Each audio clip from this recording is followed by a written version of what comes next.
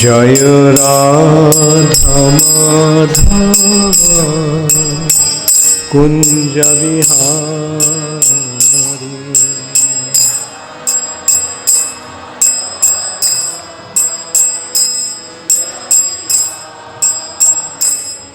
জয় রাধা মাধব কুঞ্জ বিহারী।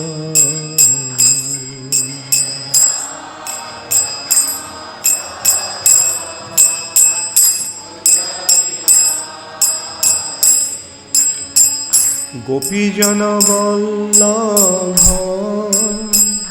গিরিবরধারী।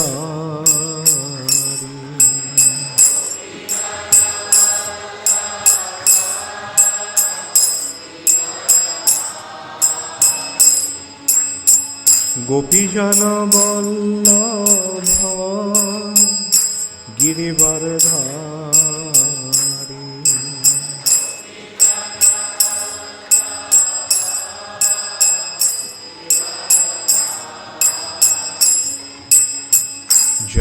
যশোদানন্দন ব্রজজনরন্দন।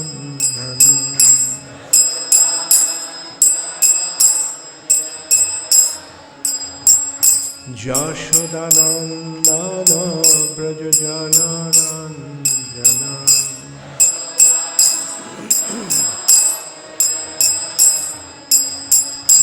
যমুনা তীরা বনচারী।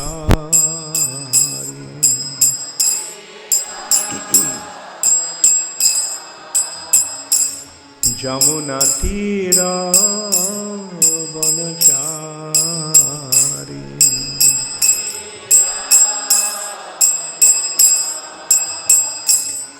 জয় রাধা মাধব কুঞ্জ বিহারী।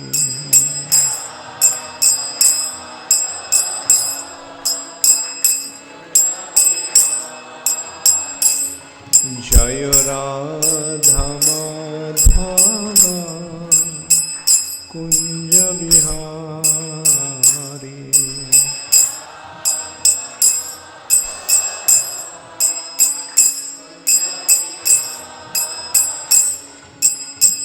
গোপীজন বল্লভ গিরিবরধারী।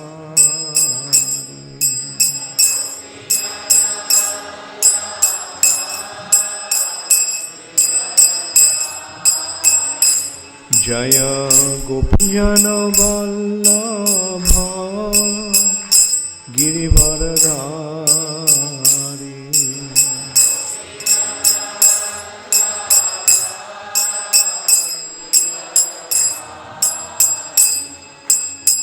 যশোদানন্দন ব্রজজনরন্দন।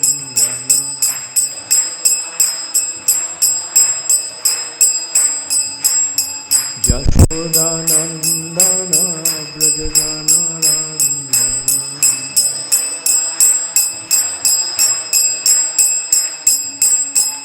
যমুনা তীরা বনচারী।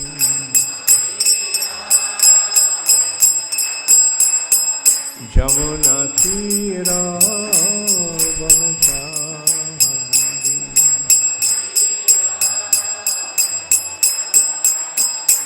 জয় রাধা মাধব কুঞ্জ বিহারী।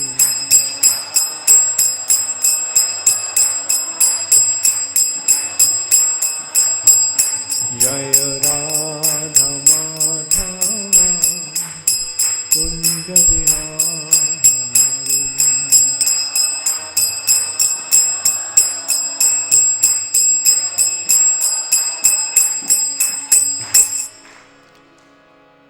गौर प्रेमानंदे हरि हरि बोल।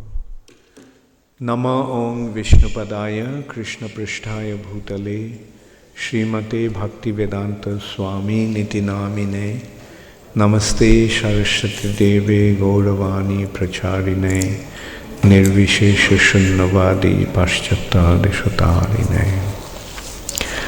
Om Namo Bhagavate Vasudevaya.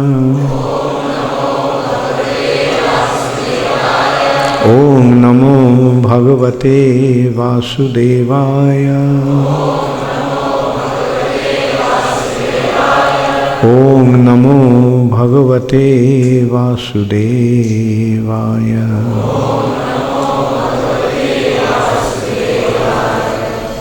Nārāyaṇa-smṛtiḥ Naram chaiva narottamam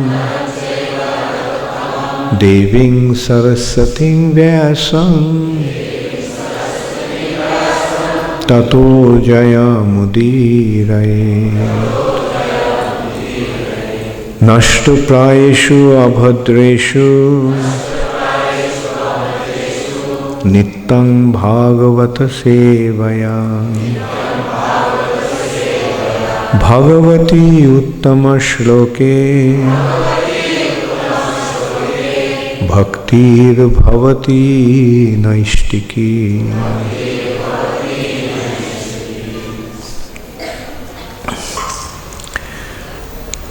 So, yes, so today we won't have the thing written on the board, so I'll just read this verse through. This verse is practically at the beginning of Srimad Bhagavatam.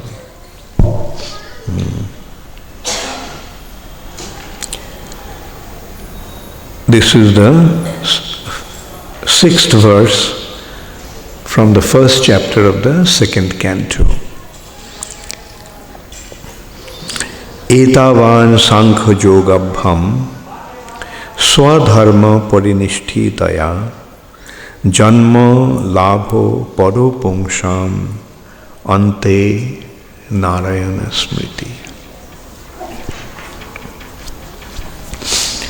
As I mentioned, what we want to discuss, like ante nārāyaṇa-smṛtiḥ.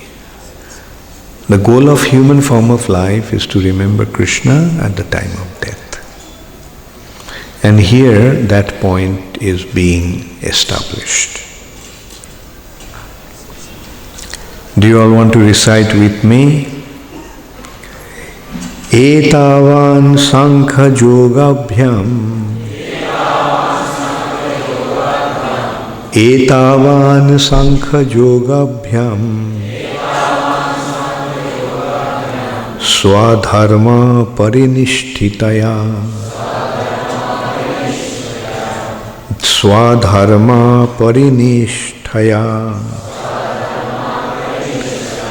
sva-dharma-pariniṣṭhayā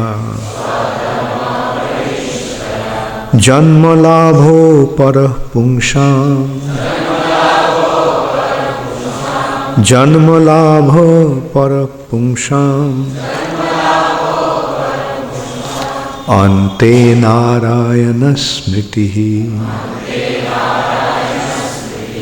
ante nārāyaṇa-smṛtiḥ. So you all memorized the verse? Huh? Okay.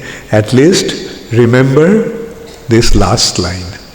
That I am sure everyone is able to remember. Ante nārāyaṇa-smṛtiḥ ante nārāyaṇa-smṛtiḥ. Okay, thank you. The highest perfection of human life, achieved either by complete knowledge of matter and spirit, the practice of mystic powers, or by perfect discharge of occupational duty, is to remember the personality of Godhead at the end of life. So, please repeat after me. The highest perfection of human life, achieved either by complete knowledge of matter and spirit, by practice of mystic powers, or by perfect discharge of occupational duty, is to remember the personality of Godhead at the end of life. So, what is the highest perfection of human life? Although there are various other spiritual activities, as it has been described, by complete knowledge of matter and spirit. That is, the complete knowledge of matter or spirit is called sāṅkhya-yoga, sāṅkhya. Or by perfect discharge of occupation, or by perfect discharge of occupational duty, that is called varnashram. And by practice of mystic power, that is yoga. So here, the goal of these three spiritual activities, analytical study, which is coming under the category of jnana, then ashtanga yoga and varnashram dharma. So the purpose of all these spiritual practices is to remember Krishna at the time of death. The goal of all activities is to remember Krishna at the time of death. So in the purport of this verse, Srila Prabhupada is saying, Narayan is the transcendental personality of Godhead beyond material creation. Everything that is created, sustained, and at the end annihilated is within the compass of the Mahatattva, material principle, and is known as the material world. The existence of Narayan, or the personality of Godhead, is not within the jurisdiction of this Mahatattva. As such, the name, form, attributes, etc. of Narayan are beyond the jurisdiction of material nature. By the speculation of empiric philosophy, which discerns matter from spirit, or by cultivation of mystic power, which ultimately helps the performer to reach any planet of the universe or beyond the universe, or by discharge of religious duties, one can achieve the highest perfection, provided one is able to reach the stage of nārāyaṇa-smṛtiḥ, or constant remembrance of the personality of Godhead. This is possible only by the association of a pure devotee, who can give a finishing touch to the transcendental activities of all jnanis, yogis or karmis in terms of prescribed duties defined in the scriptures. There are many historical instances of the achievement of spiritual perfection, such as that of the Sanakadi rishis or the 9 celebrated yogendras who attained perfection only after being situated in the devotional service of the Lord. None of the devotees of the Lord ever deviated from the path of devotional service by taking to other methods as adopted by the jnanis or yogis. Everyone is anxious to achieve the highest perfection of his particular activity, and it is indicated herein that such perfection is nārāyaṇa-smṛtiḥ, for which everyone must endeavor his best. In other words, his life should be molded in such a manner that one is able to progressively remember the personality of Godhead in every step of life. So, in this one verse, the goal of life has been established.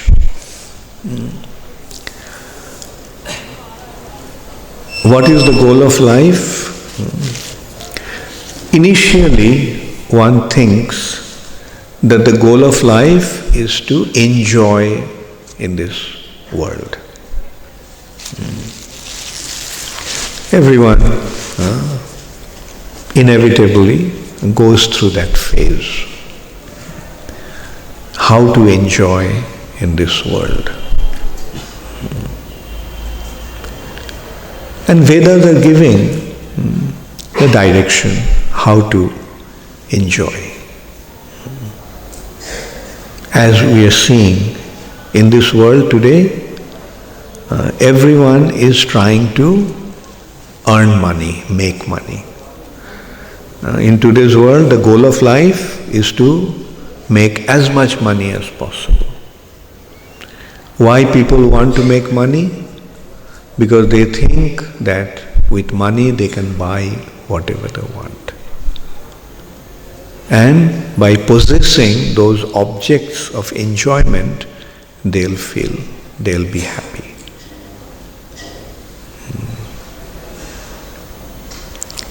It is actually a goal that has been set out of ignorance.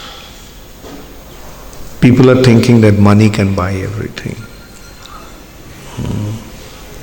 But the better way to buy everything or get everything is not just money. Better way to buy everything is by getting punya. Money is gross wealth, but punya is subtle wealth. Like we see some people, without making any effort, they become very rich. Some people are born in a very wealthy family. Just by birth, they become wealthy. Whereas some people, they struggle so hard and they can't even make their both ends meet. Why is that? Those who have the facilities of being born in a wealthy family or acquiring wealth very quickly, without any effort, they have subtle wealth, they have punya.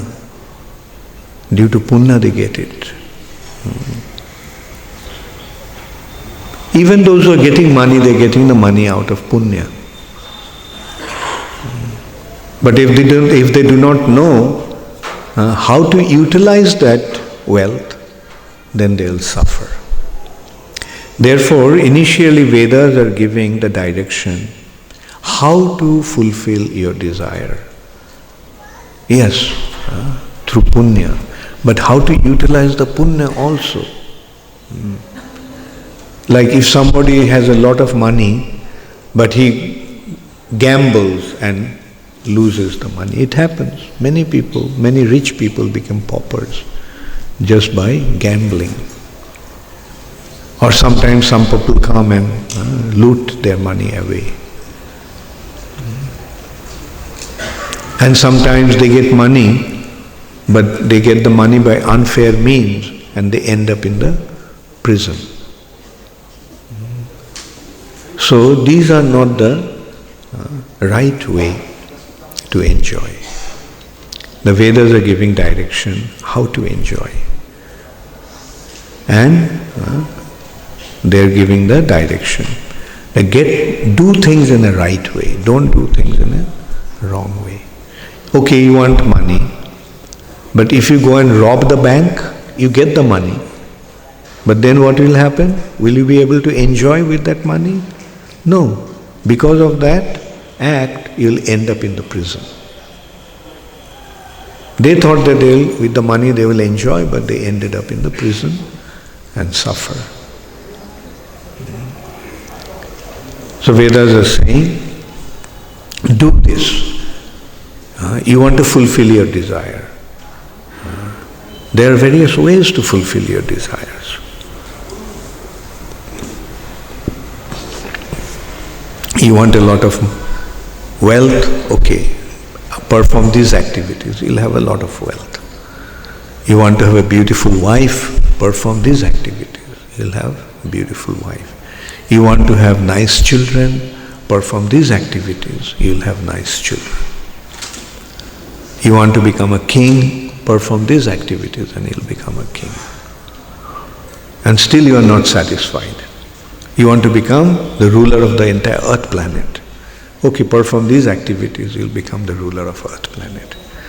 Still you are not satisfied. You want to be elevated to the heavenly planet. Okay, perform these activities, you'll be elevated to heavenly planet. Still not satisfied. You want to become Indra, the king of heavenly planet. Okay, perform these activities, you'll become Indra. In this way, the Vedas are giving us the option to have the highest position in this material nature. And that is the position of Brahma.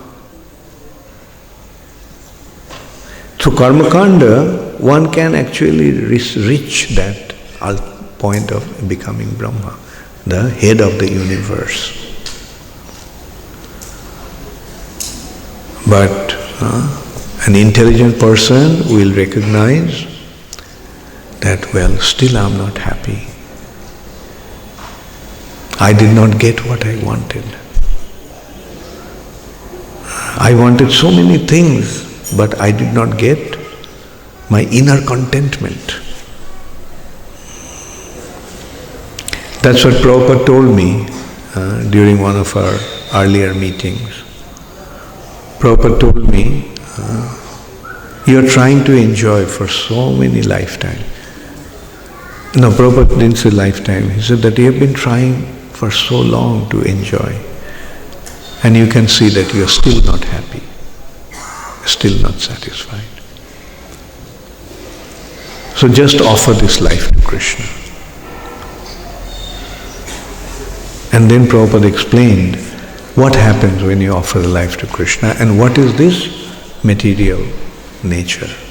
Our endeavor for material nature, what it actually means. It's not enjoyment, it's suffering.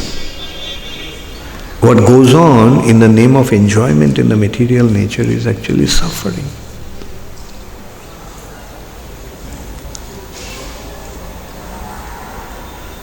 And Prabhupada spoke to me at great length on that.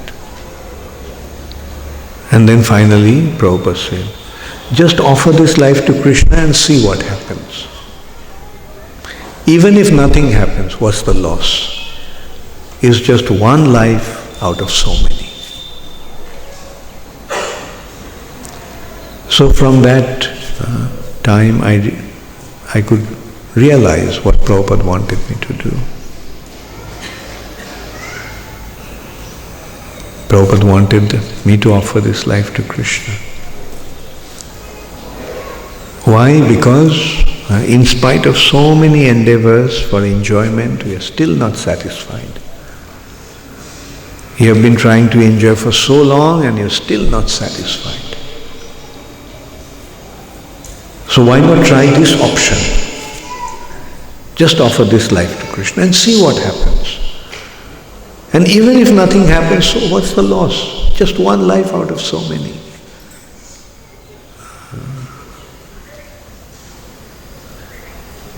So that is what Prabhupada is actually telling us. Just offer this life to Krishna. Whether you're a brahmachari, whether you're a grihastha, whether you're a vanaprastha or a sannyasi, just offer this life to Krishna. Everyone's goal should be to offer this life to Krishna.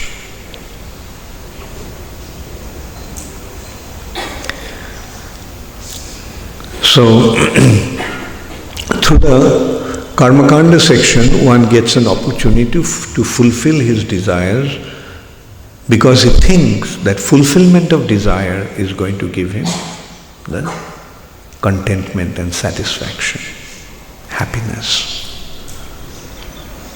But then he realizes, no, that is not what I wanted. That actually leads him to the Jnanakanda section. And in the Jnanakanda section, one gets to know what this material nature is like. This material nature is a place of suffering. That is the real knowledge. The real knowledge is to understand that this world where we are in is a place of suffering. And this body is a wonderful instrument to receive pain. We are trying to enjoy through this body which is actually designed for receiving pain. So how can you enjoy with this body? Do you have any doubt that this body is a machine for receiving pain? Take any part of your body. Take your earlobe. Very insignificant. Now you consider in how many ways you can give pain to this earlobe. Take a pin, prick it. Take a knife, cut it. Take some fire, burn it. Take a stone, smash it. What will you get? And now you think in how many ways you can give pleasure to your earlobe. Can you think of any? So that is the reality. And that principle applies to every single part of our body. Every single part of our body. Take any part of your body and consider in how many ways you can give pain to this part and how many ways you can give pleasure to this part. So what's the conclusion? This body is a wonderful instrument for receiving pain.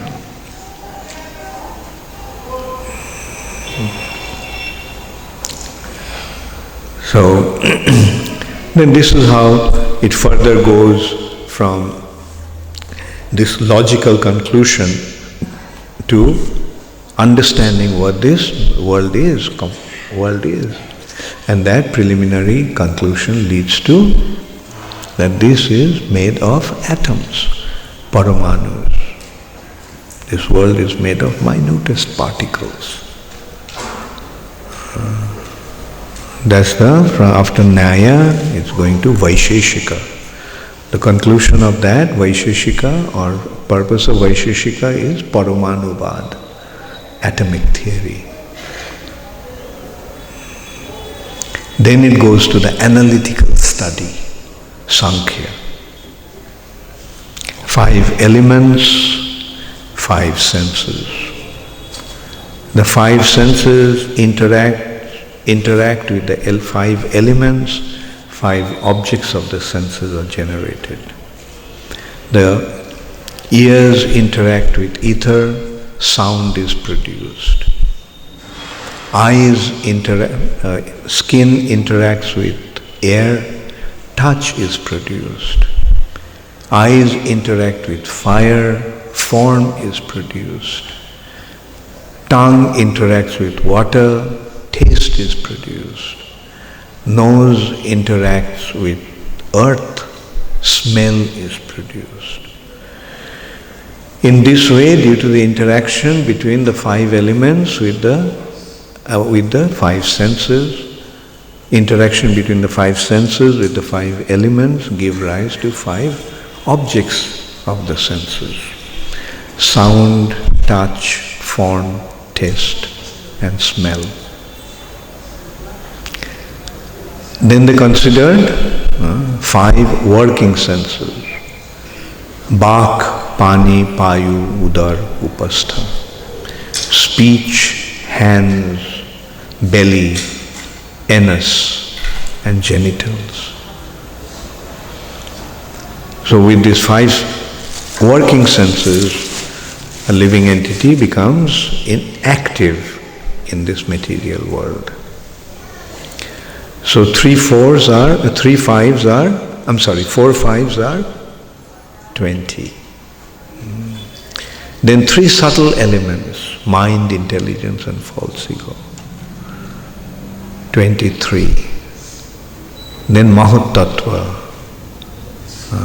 the material principle, the element, the substance from which the whole material creation become manifest. Even the mind, even our intelligence, even our false ego is a product of Mahatattva. 24. With this 24 consideration, the entire material nature has been analyzed. But as Prabhupada is pointing out, transcending matter, Sāṅkhya actually is transcending matter and coming to the spirit. How? All these 24 considerations are objective. But object exists depending on the subject. So who is the subject? I am the subject. We all are eyes. And that's the subject. I am here, therefore this world is manifest.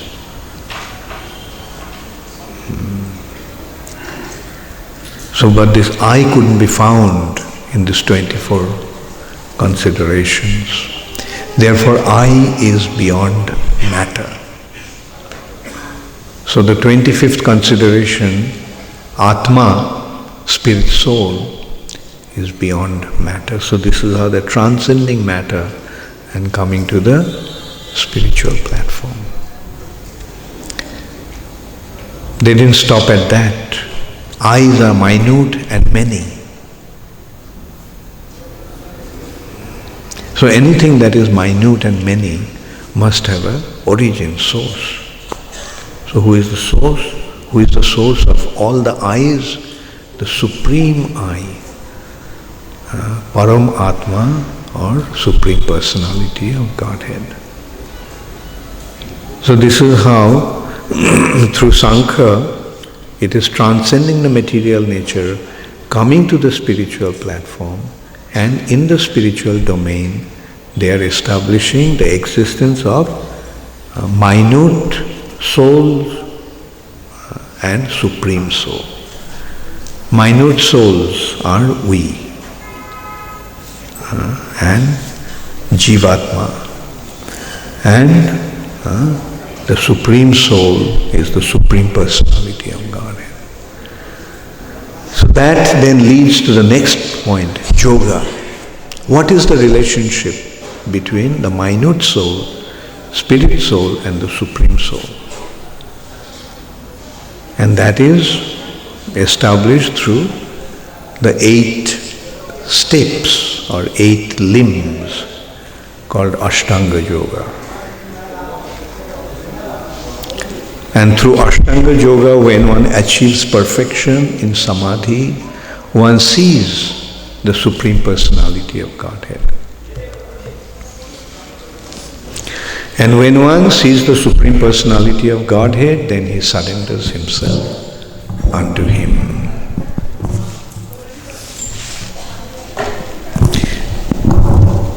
And that surrender is the beginning of devotion. Sharanagati. Shri Krishna Chaitanya Prabhu jibe daya kori saparshad cio-dham saho avatori ottanto durlabh prem koribare dan shikhaye sharanagati bhagotero pran. Shri Krishna Chaitanya Mahaprabhu, in order to display jibe daya kori, bestowing his mercy upon the fallen souls, he descended with his associates and his dham, saparshad cio-dham saho avatori. Avatori, he descended from the spiritual sky. Why? Ottanto durlabh prem koribare dan, in order to bestow, in order to distribute prem, Krishna prem, Braja prem, which is very, very rare. Ottanto durlabh prem koribare dan shikhaye sharanagati bhagotero pran. He is teaching the living entities how to surrender to Krishna. So this sharanagati, this surrender to the Supreme Personality of Godhead, is the very foundation of devotional service. So this way we can see through different practices, when one ultimately reaches to the point of seeing the Lord in the heart. Through yoga, what happens? One sees the Lord in the heart. Samadhi. And when he sees the Lord in the heart, then what would be his natural tendency? When a small person comes across a big person, what naturally happens to him? His head bends down in respect and he offers himself to him. So that is the surrender, natural surrender to the Lord. So this is how we are seeing Chaitanya Mahaprabhu came to distribute, to give us something which is the highest spiritual achievement. Therefore Prabhupada used to say that when one is engaged in devotional service, it has to be understood that he has achieved all spiritual perfection. He has achieved yoga siddhi and so forth. Because this platform of devotional service is beyond the achievement of perfection of yoga, Ashtanga yoga. So the process begins with surrender. And the goal of life, the goal of this process is to surrender to Krishna. Ante nārāyaṇa-smṛtiḥ means at the time of death, remember Krishna, that he is your supreme shelter. So when you recognize that he is your supreme shelter, then what else can you do but to surrender unto him? And when you surrender, then what does Krishna do? When you surrender to Krishna, will Krishna turn around his face and walk away? No. Krishna will pick you up. Therefore Prabhupada is pointing out that always remember Krishna and never forget him, so that at the time of death you can remember Krishna. Never forget him. So our life should be designed in such a way that we can always remember Krishna and never forget him.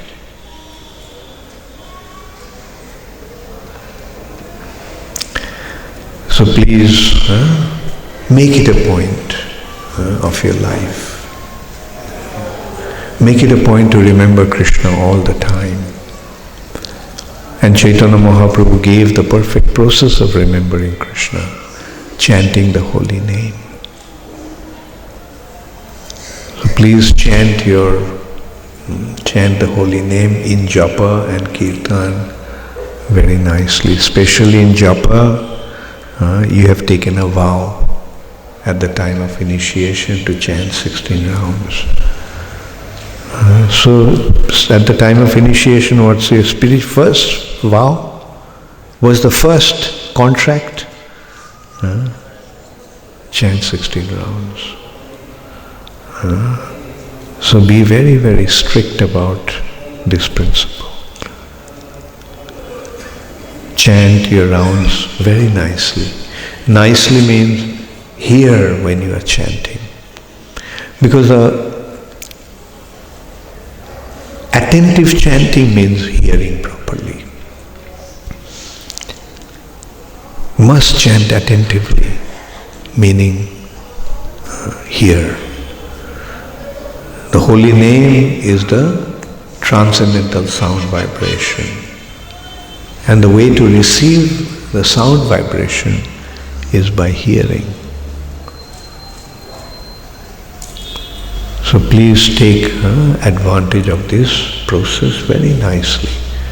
Don't ever neglect your chanting. I'm emphatically telling that, I'm emphasizing on this point because I have seen in course of time you forget about the importance of chanting. I have seen so many devotees, even in spite of making that vow taking that vow at the time of initiation, they don't stick to the vow. They don't chant their 16 rounds. So please don't fall into that trap. Make it a point to chant, yes, at least 16 rounds very, very carefully, very attentively.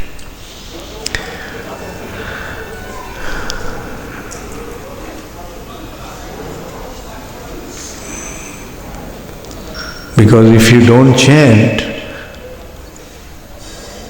then you are not following the process. And if you don't follow the process, how will you get the result?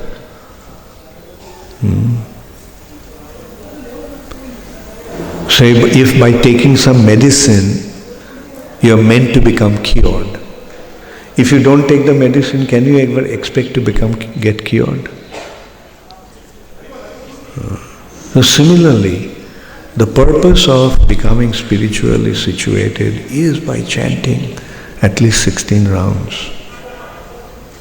So if you don't, then how can you properly become situated in your spiritual life? How can you expect to make spiritual advancement? It will never happen. So please become serious about your spiritual life, because this is an opportunity to perfect your existence. You are getting a chance to go back to Godhead.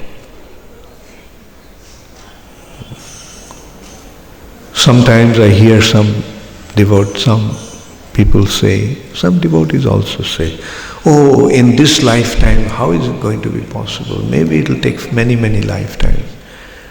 Maybe, but the process is there. If you practice the process, then it will happen. This process is meant to take you to the spiritual sky.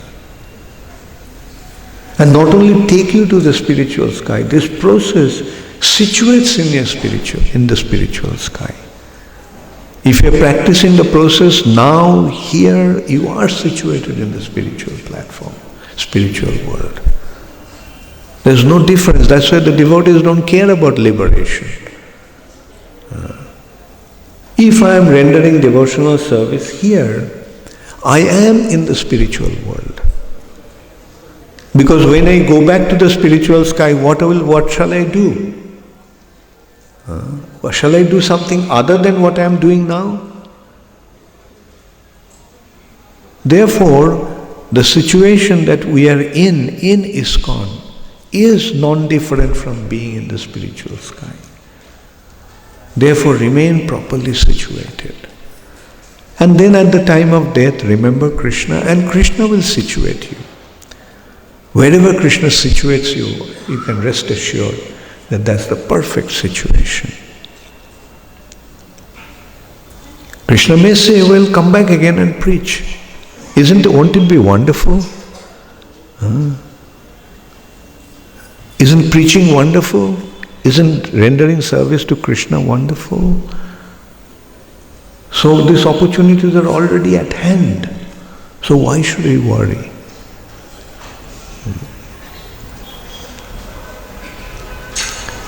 So this is the wonderful process that Srila Prabhupada has given us. And now it's up to us how sincerely we will take to this process. So please take full advantage of this opportunity.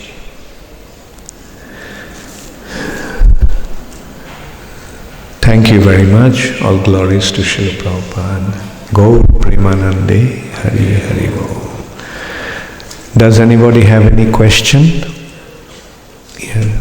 Any mic here? Cordless mic.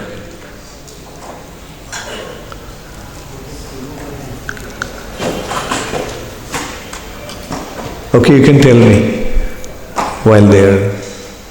Okay.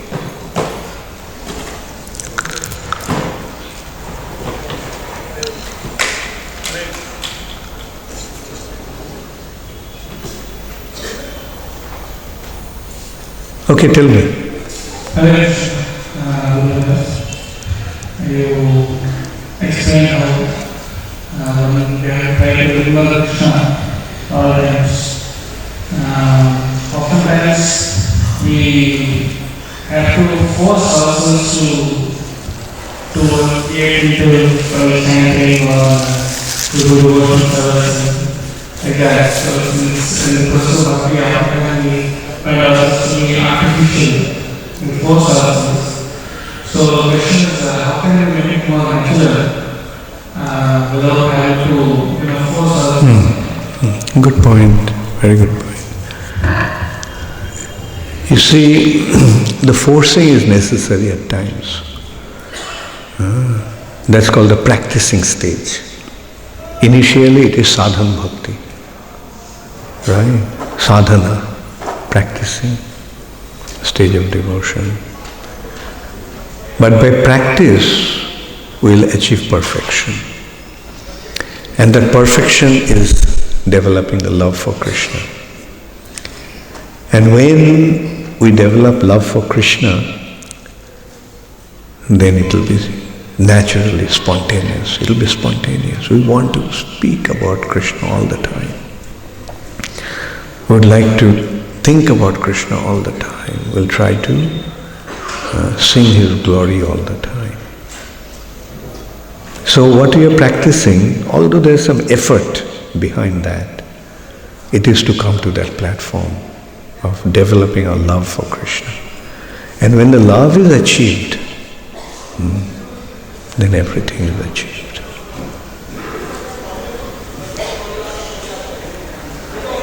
Any other question? Yes, Bhakti Prem Maharaj.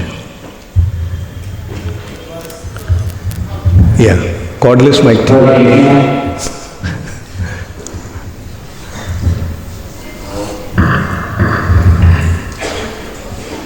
Because always remember Krishna. When we go to bed, but before sleeping, that time, how do you remember? Chanting Hare Krishna or remembering His pastimes? Very good point.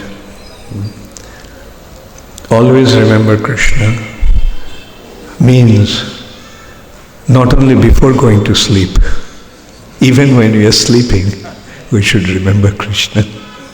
That is the meaning of always remembering Krishna. And it will happen. If throughout the day we are thinking or actively involved in serving Krishna, then at night also, when the mind is active, subtle body is active, we'll dream of Krishna. And when we're in deep sleep, then we won't be in deep sleep. We'll be transported to the region beyond deep sleep. That is the spiritual reality. And there we'll be able to associate with Krishna. That is how perfect this process is. We practice the process and perfection comes in this way. First aspect is we are engaging both the body and mind, gross body and subtle body in service of Krishna. So when we do that, then when we are awake, then both gross body and subtle bodies are active in devotional service. When we are dreaming, sleep has two stages, dreaming stage and deep sleep. So in dreaming stage we will dream about Krishna.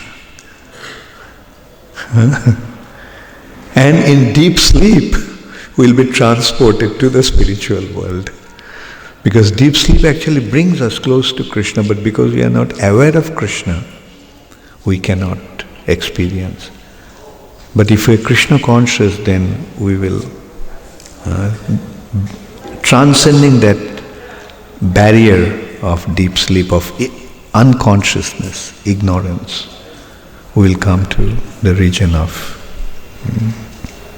spiritual reality. Deep sleep actually takes us very close to the spiritual sky. But unfortunately we wake up and come back here. It is like after Mahapralaya, going to Mahavishnu and not being conscious.